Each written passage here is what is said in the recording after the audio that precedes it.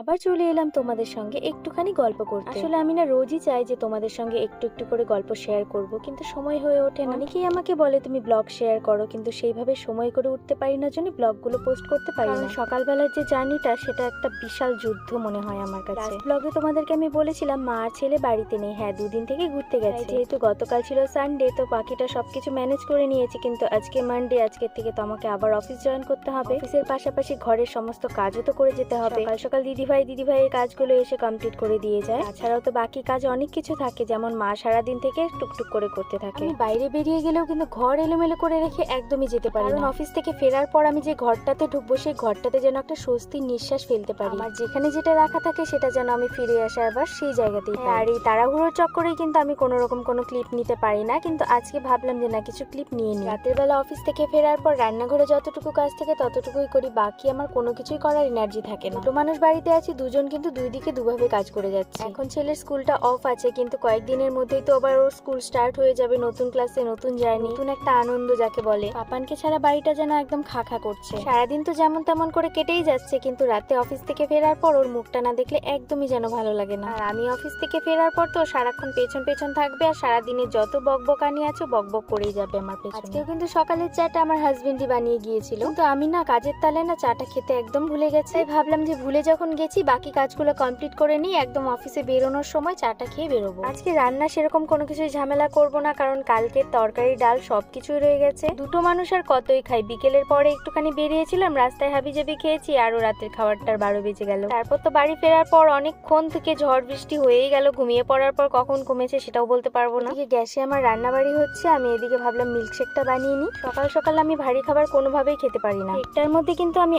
Almond, কাজু, চিনেবাদাম, খেজুর, ছোলা ছাতু, দুধ, কলা, আমি কিন্তু কোনো সুগার অ্যাড করি না এখানে, বা হানিও অ্যাড করি না। খাবারটা খেলে কিন্তু অনেকক্ষণ পেটে থাকে আর যথেষ্ট পরিমাণে হেলদি।